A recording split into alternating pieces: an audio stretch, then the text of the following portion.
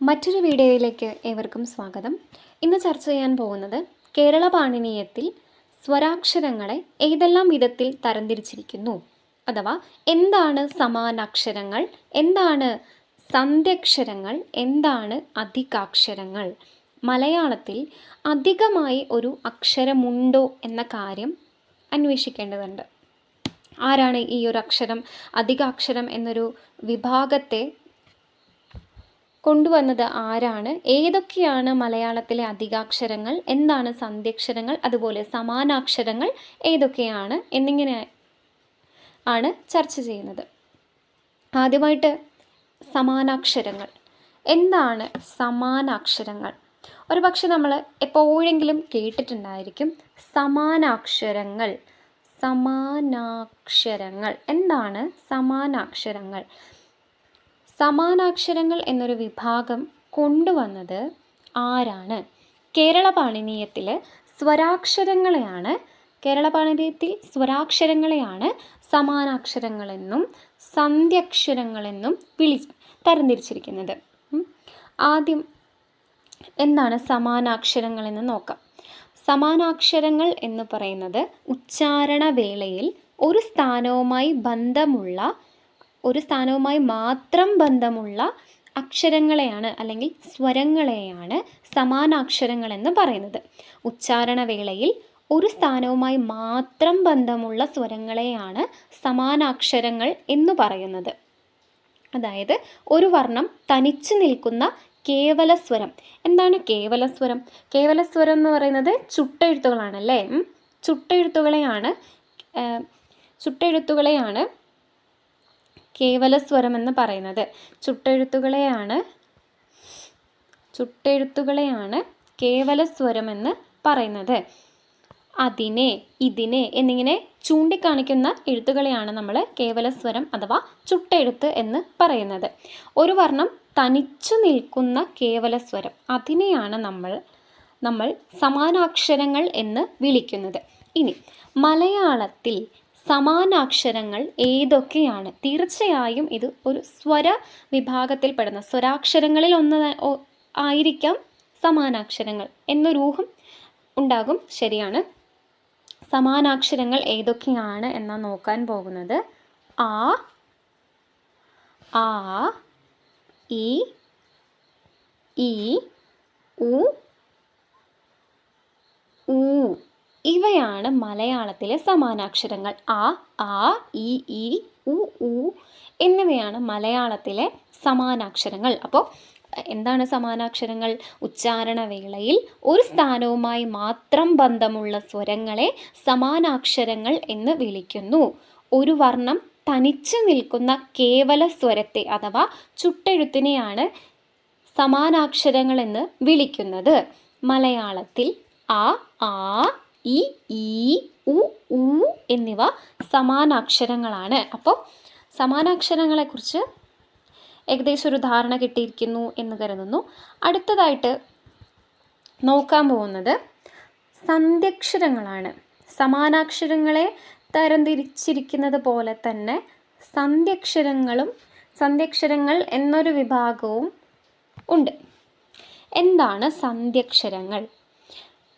സന്ധ്യക്ഷരങ്ങൾക്കുള്ള നിർവചനം ഇങ്ങനെയാണ്. ഉച്ചാരണവേളയിൽ ഒന്നിൽ കൂടുതൽ സ്ഥാനവുമായി ബന്ധമുള്ള സ്വരങ്ങളെയാണ് സന്ധ്യക്ഷരങ്ങൾ എന്ന് വിളിക്കുന്നത്. ശ്രദ്ധിക്കുക, ഉച്ചാരണവേളയിൽ ഒരു സ്ഥാനവുമായി മാത്രം ബന്ധമുള്ള സ്വരങ്ങളെ സമാനാക്ഷരങ്ങൾ എന്നും, അതേസമയം ഉച്ചാരണവേളയിൽ ഒന്നിൽ കൂടുതൽ സ്ഥാനവുമായി ബന്ധമുള്ള സ്വരങ്ങളെ സന്ധ്യക്ഷരങ്ങളെന്നും വിളിക്കുന്നു. ഒന്നിൽ കൂടുതൽ സ്ഥാനവുമായി ബന്ധമുള്ള സ്വരങ്ങളെ സന്ധ്യക്ഷരങ്ങളെന്നും വിളിക്കുന്നു.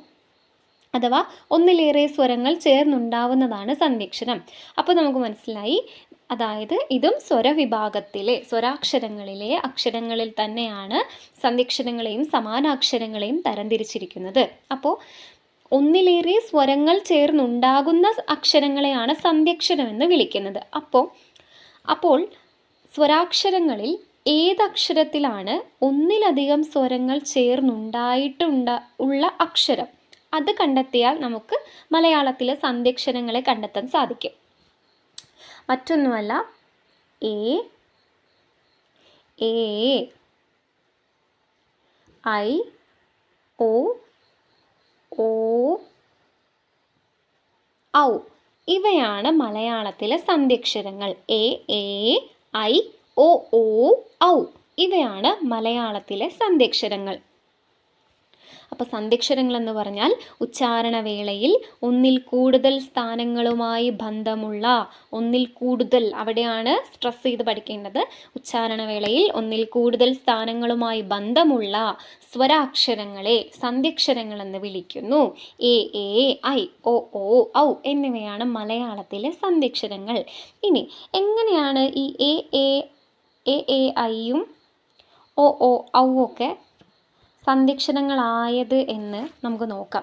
നമ്മൾ നേരത്തെ പറഞ്ഞില്ലേ, ഒന്നിലേറെ സ്വരങ്ങൾ ചേർന്നുണ്ടാകുന്നവയാണ് സന്ധ്യക്ഷരങ്ങൾ എന്ന് വിളിക്കുന്നത്. അപ്പോൾ ഔ എന്ന അക്ഷരം ഒരു സന്ധ്യക്ഷരമാണ് അല്ലേ? ഔ എന്നത് ഒരു സന്ധ്യക്ഷരം ആണ്. ഔ ഒരു സന്ധ്യക്ഷരമാണ്. എന്നാൽ ഏതൊക്കെ സ്വരങ്ങൾ ചേർന്നിട്ടാണ് ഔ എന്ന പദം ഉണ്ടായത്? ആ അധികം ഊ ചേർന്നിട്ടാണ് ഔ എന്ന പദം ഉണ്ടായത്. ആ അധികം ഊ ചേർന്നിട്ടാണ് ഔ എന്ന പദം ഉണ്ടായത്. അതുപോലെ ഐ എന്ന സ്വരാക്ഷരം ഒരു സന്ധ്യക്ഷരമാണ്. ഇവ ഏതൊക്കെ സ്വരം ചേർന്നിട്ടായിരിക്കാം? ആ അധികം ഈ ചേർന്നിട്ടാണ് ഐ എന്ന സന്ധ്യക്ഷരം ഉള്ളത്. അപ്പോൾ നമ്മൾ നേരത്തെ പറഞ്ഞു ഒന്നിലേറെ സ്വരങ്ങൾ ചേർന്നുണ്ടാകുന്നതാണ് സന്ധ്യക്ഷരങ്ങൾ. അപ്പോൾ എ, ഐ, ഒ, ഔ എന്നിങ്ങനെ പറഞ്ഞു. ഔ എങ്ങനെയാണ് സന്ധ്യക്ഷരമാകുന്നത്? ആ പ്ലസ് ഊ ആണ്. ഐ എങ്ങനെയാണ് സന്ധ്യക്ഷരമാകുന്നത്? ആ അധികം ഇ ആണ് ഐ എന്ന അക്ഷരം. അപ്പോൾ നമ്മൾ സന്ധ്യക്ഷരങ്ങൾ എന്താണെന്ന് നോക്കി, സമാനാക്ഷരങ്ങൾ എന്താണെന്ന് നോക്കി. ഇനിയുള്ളതാണ് അധികാക്ഷരങ്ങൾ. ഈ പേരിൽ തന്നെയുണ്ട്, അധികമായ അക്ഷരങ്ങളാണല്ലേ.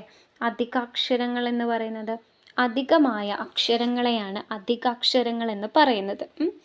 അതായത് സംസ്കൃതത്തിൽ ഇല്ലാത്തതും ദ്രാവിഡ പാരമ്പര്യത്തിൽ നിന്നും കുടുംബ സ്വത്തായി ലഭിച്ചതുമായ അക്ഷരങ്ങളെയാണ് അധികാക്ഷരങ്ങൾ എന്ന് വിളിക്കുന്നത്. സംസ്കൃതത്തിൽ ഇല്ലാത്തതും ദ്രാവിഡ പാരമ്പര്യത്തിൽ നിന്നും ലഭിച്ചതുമായ അക്ഷരങ്ങളെയാണ് അധികാക്ഷരങ്ങൾ എന്ന് വിളിക്കുന്നത്.